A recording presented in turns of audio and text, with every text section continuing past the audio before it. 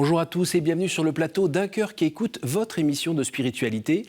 Aujourd'hui, je vous invite à découvrir le parcours de Julie Le Rouge. Bonjour Julie. Bonjour. Vous avez écrit un livre qui s'appelle « Marque ta génération, découvre ce que Dieu veut pour ta vie et ose faire la différence », avec ensuite sa déclinaison pour des 13 ans, 13-14 ans 13 à 17 ans. 13 à 17 ans, pardon. Et puis le manuel de l'encadrant. Ouais. Vous allez nous en parler dans un instant. Et sinon, merci d'être présente alors que la rentrée approche à grands pas. Pour commencer l'émission, pourriez-vous nous lire un extrait de texte de votre choix ? Pas de souci. Donc j'ai pris un texte de Hans-Urs von Balthasar, qui n'est pas très long, mais qui dit simplement « L'Église est comparable à un grand et authentique orchestre qui sait accorder tous les instruments en vue de son unité totale, celle voulue par son chef d'orchestre, le Christ. C'est justement une telle unité qui permet de comprendre la différence et la diversité des instruments. » Donc c'est dans la vérité symphonique de Balthasar. Donc voilà. Donc vous avez choisi ce texte un petit peu à cause de votre travail sur l'œcuménisme, le dialogue entre chrétiens.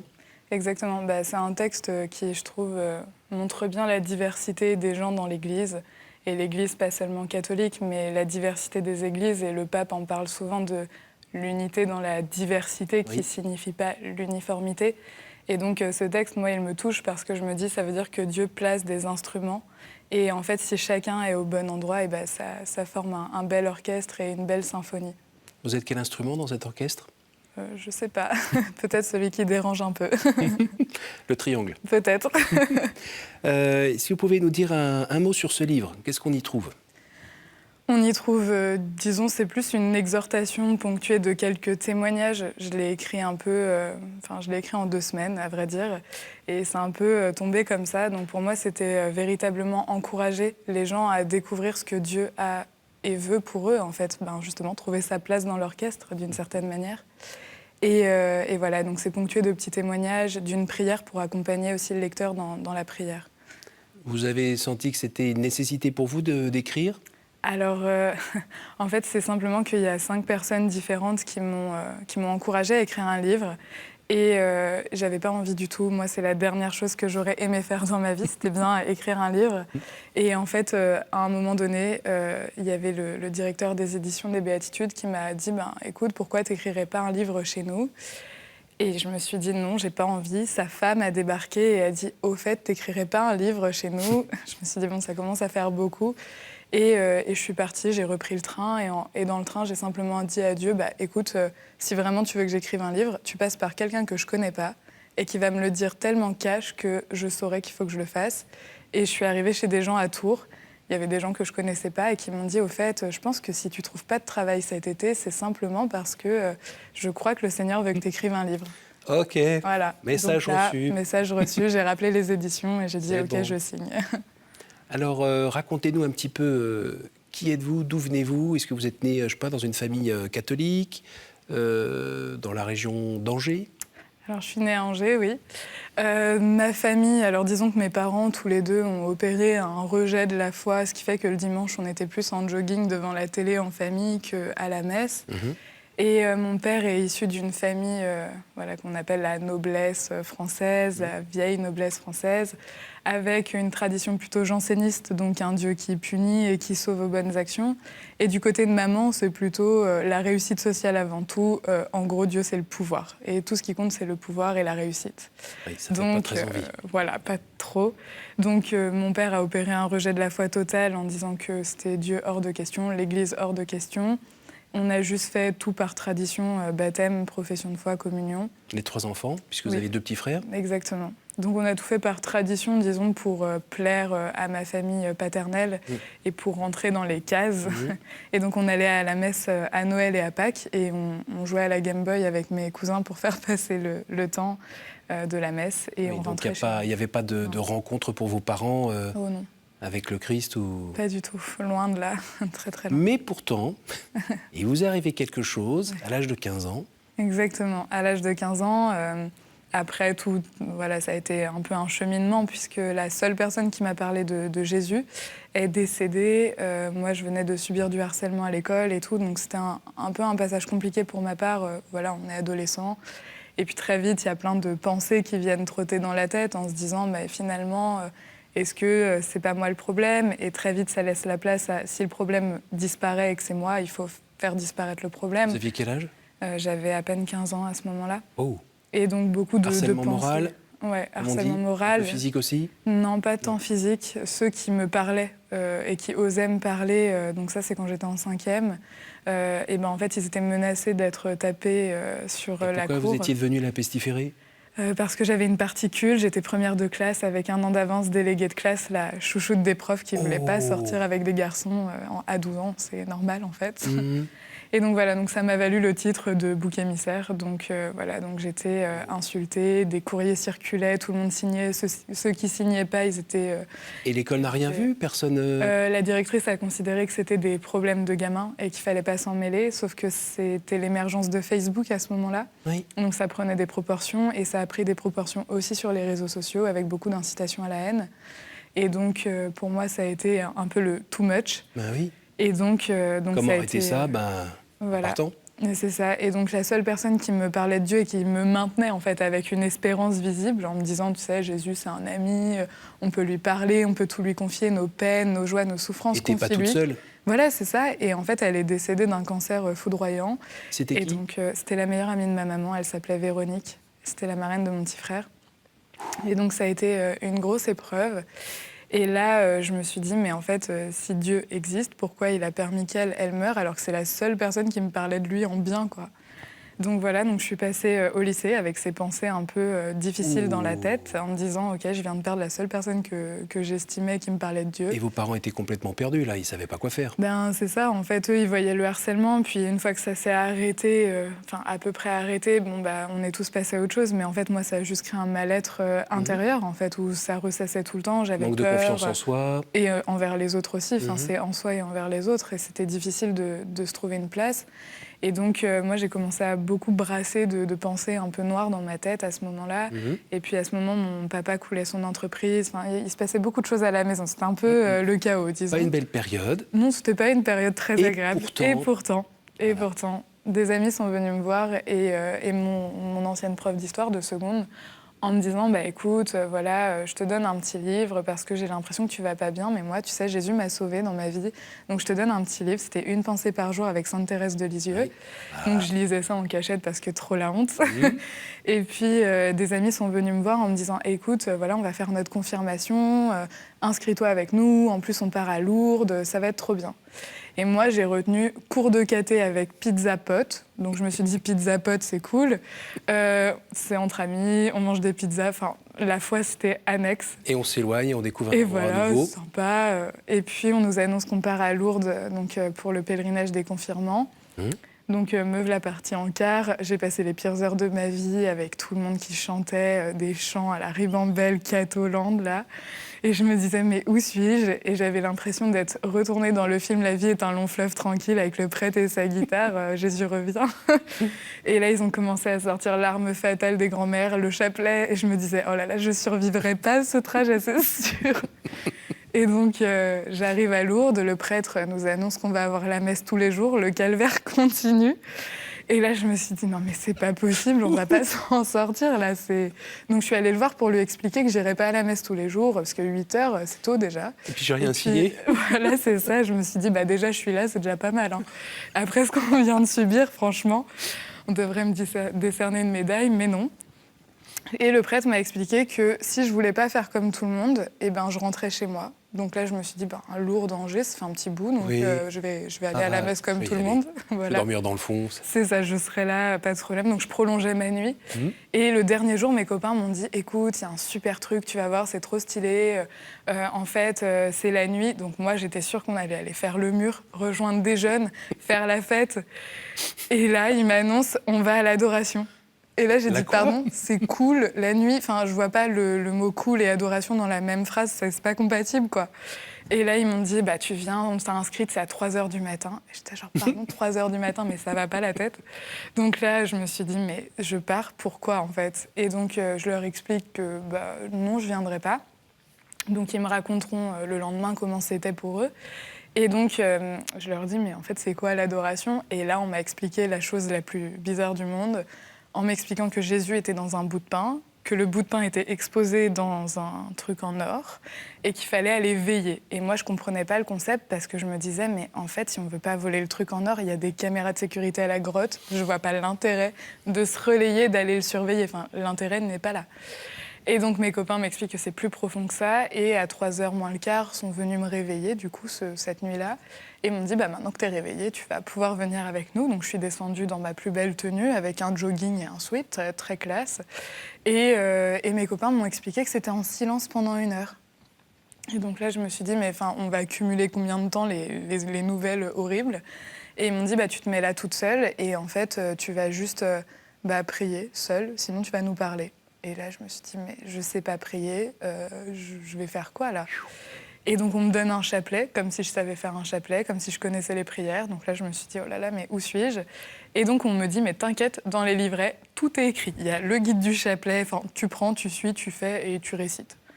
Et là, je me suis dit, mais ok, en fait, Seigneur, là, je suis là. J'ai fait un effort. Il est 3h du matin. Clairement, en fait, si t'existes, c'est maintenant ou jamais. Donc, soit tu te manifestes et pas de problème, je te donne ma vie, je fais tout ce que tu veux que je fasse, soit tu te manifestes pas et depuis le départ, j'avais raison. Et en fait, je me suis endormie. Et là, je me suis réveillée par mes larmes un quart d'heure plus tard, où vraiment mes larmes étaient en train de couler, sauf que dans ma famille, on nous a toujours dit que pleurer, c'était pour les faibles. Donc, pleurer gratuitement, c'était pire. Donc là, je comprenais pas, mais je me sentais aimée d'un amour mais inconditionnel. Je me sentais aimée comme pour la première fois de ma vie, comme si c'était tout, quoi. Et j'ai juste entendu « Ne t'inquiète pas, je suis toujours avec toi ». Et à ce moment-là, j'ai eu la conviction profonde que cette voix, c'était celle de Jésus dans le Saint-Sacrement qui me disait qu'il était là, en fait. Et en fait, qu'il m'avait pas abandonnée. Mmh.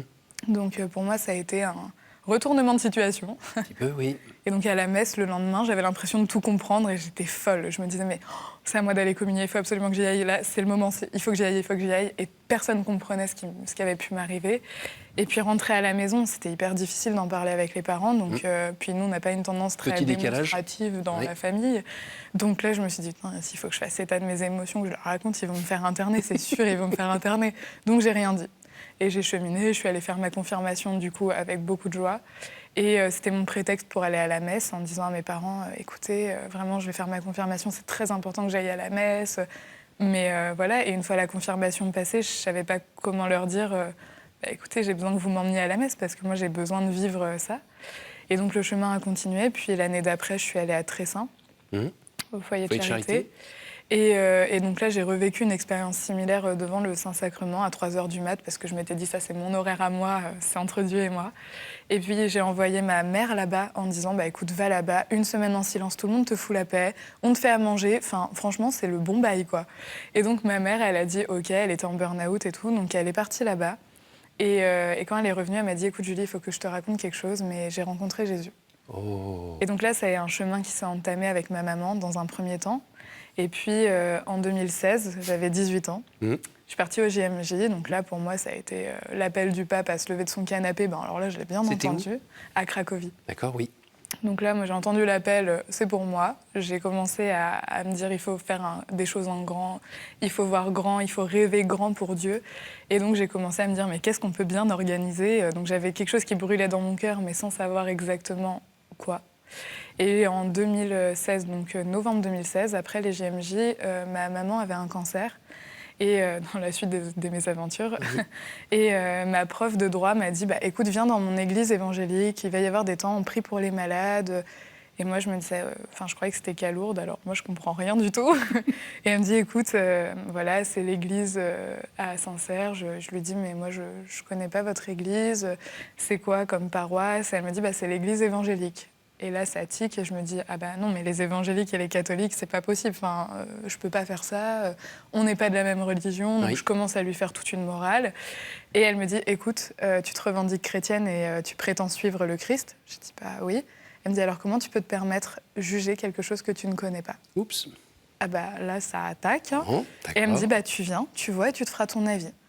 J'ai dit, bon d'accord, je viendrai avec ma maman. Donc j'y suis allée avec ma maman. Et puis là, je voyais des guérisons devant mes yeux, en fait. Et je me disais, OK, il y a des gens paralytiques qui sont en train de se lever de leur fauteuil devant moi. Je voyais des gens qui enlevaient leurs appareils auditifs et qui entendaient tout ça au nom de Jésus. Et c'est pas des comédiens. Et voilà, et c'est ça. Et On est c'était bien des dans un gens... cadre. Ouais, et moi, j'ai commencé à pleurer et j'ai dit, mais écoute, Seigneur, je te demande pardon, en fait, pour mon orgueil, pardon pour cet orgueil de catho que j'ai développé. En fait, t'es aussi là et ils invoquent ton nom et c'est tout ce qui compte. Et donc, à partir de là, j'ai simplement posé un acte dangereux en disant, tu me demandes ce que tu veux quand tu veux et je le ferai. Et ma vie, je te la donne pour l'unité de ton Église. Et à ce moment-là, ça a été très clair. Alors tout ce qui brûlait dans mon cœur, ça a jailli. Et vraiment, ça a été déterminant de me dire, OK, en fait, il faut fonder un festival dans l'unité des chrétiens en pleine campagne, sans étiquette, pas de protestants, orthodoxes, catholiques. On vient comme on est et on vient pour vivre ce temps en se rassemblant autour du Christ. Et c'est tout ce qui comptait. Et donc, vraiment, j'avais l'impression que tout le monde avait sa place, dans les enfants, les adolescents, les grands-parents, les parents, juste pour s'unir autour de Jésus, l'entendre parler un week-end, avoir des temps de louange ensemble. Vous étiez combien de fois la première fois? Enfin, vous étiez combien, pardon, la première fois? 1000. En D'accord. fait, tout le monde C'est m'a là où pris il pour faisait une très très folle. chaud et où la gendarmerie vous apporte des palettes d'eau? Ça, je crois que c'était la deuxième année, les palettes d'eau, mais ouais, ça a été assez dingue parce que en fait, tout le monde m'avait dit, Julie, si on est 150, c'est bien. Hein. Et moi, j'étais là, non, je vous jure, il faut vraiment qu'on loue un grand chapiteau, il faut un chapiteau de 1000 mètres carrés, on va être 1000 personnes, entre la scène, la sono, il faut de l'espace, quoi.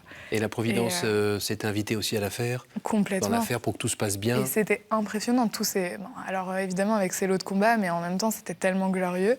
Et donc, à la fin de cet événement, comme mon père et mes frères avaient une tendance assez sympathique de m'envoyer des pics à longueur de temps, en mode « avec ton Jésus, tu commences vraiment à nous saouler ». Enfin, c'était ça tous les week-ends. Donc, dès que je rentrais de la fac le week-end, je m'en prenais pas mal dans les dents.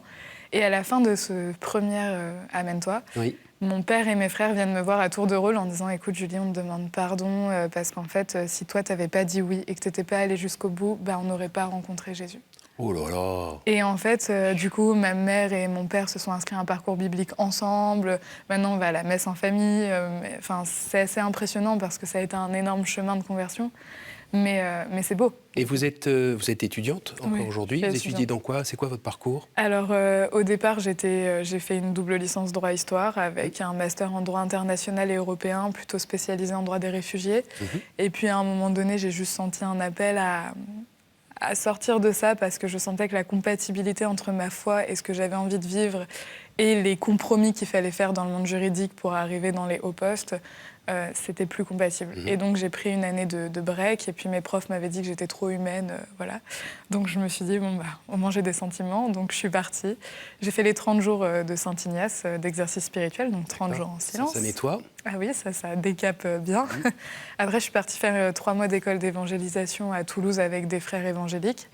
Et puis ensuite, je suis partie au Congo, à Kinshasa, avec le Chemin Neuf pour m'occuper des enfants des rues. Et en rentrant, en fait, ça m'a juste ramenée à l'essentiel de dire, mais en fait, qu'est-ce que vraiment j'ai envie de faire dans ma vie? Annoncer le Christ, c'était évident. Et en même temps, pour l'annoncer, il faut une formation et une base pour aussi avoir peut-être de la crédibilité, je ne sais pas. Alors pardon, à votre âge, il arrive parfois quand même qu'on ne sache pas exactement quoi faire, quelle voie prendre. Il y a beaucoup d'opportunités. Alors on essaie de voir un peu s'il y a des signes ou s'il y a des personnes qui vous guident un peu. Vous avez fait comment, vous, pour voir? Parce que vous avez tenté plusieurs choses, mais finalement, pourquoi ça s'est cristallisé là-dessus?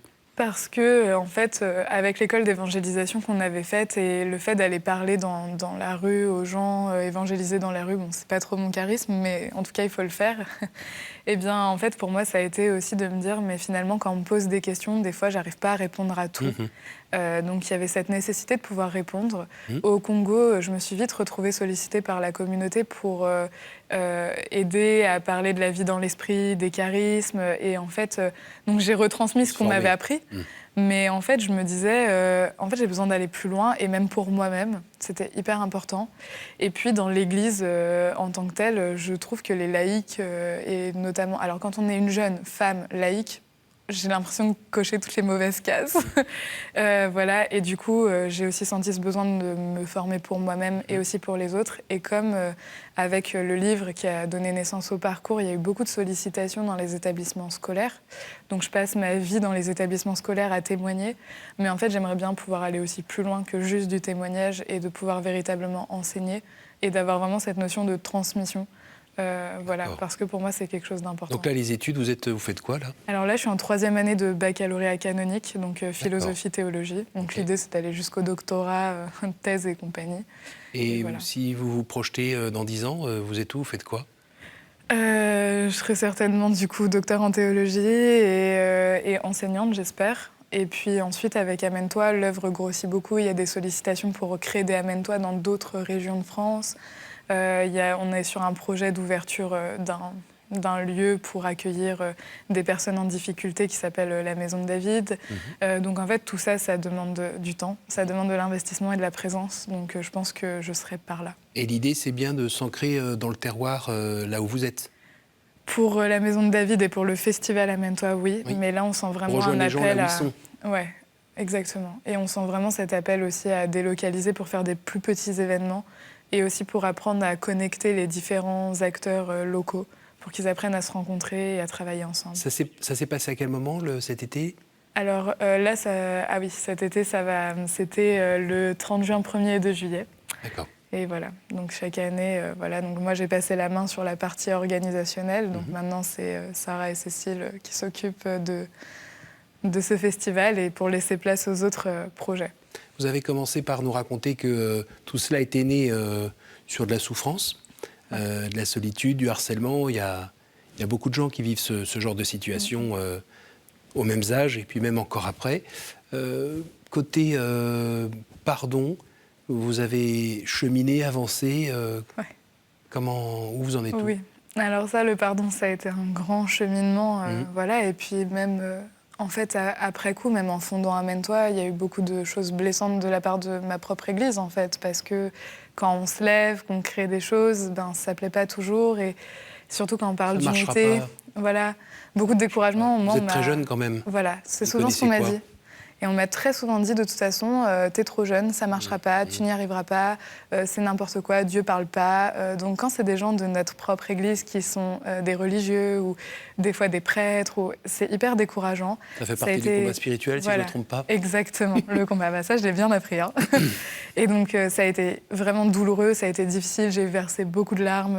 Voilà, j'ai appris ce que ça voulait dire semer dans les larmes et récolter dans la joie.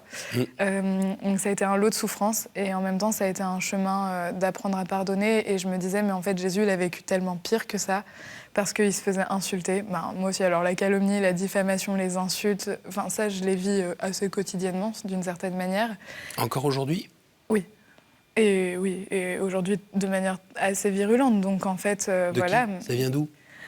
De gens malheureusement proches de chez moi, de la part de certains prêtres aux alentours, c'est d'une virulence assez sans nom. Et les élèves de quand vous aviez 14-15 ans, là ? Eux, moi, après, je suis partie... Ah oui, complètement. Ça, j'ai pardonné. Oui. Voilà.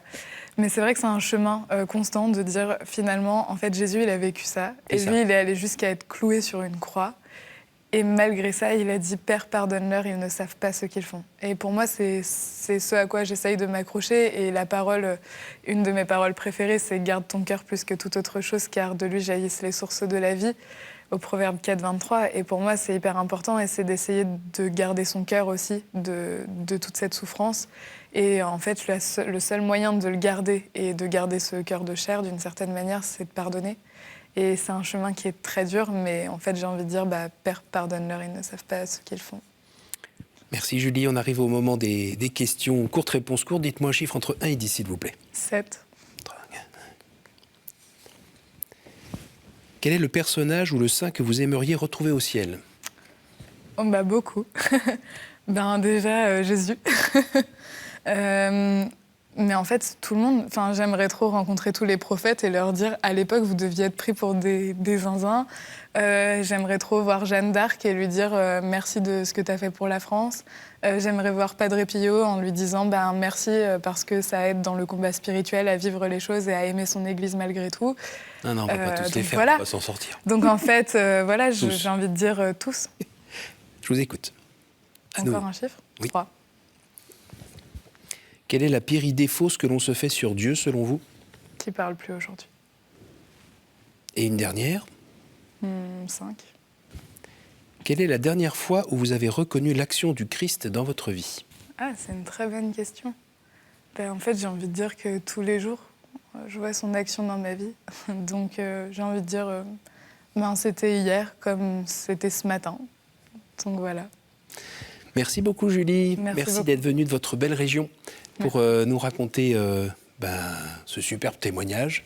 Plein de vie, plein d'enthousiasme, mais comme on l'entend bien, c'est pas cuit les petits oiseaux depuis que vous avez rencontré le Christ. Il y a toujours ce combat, cette confiance et le Christ qu'il faut regarder parce que c'est lui, en fait, qui aide à avancer, qui dirige aussi, c'est votre boussole. Oui, complètement. Le Saint-Esprit, la meilleure boussole.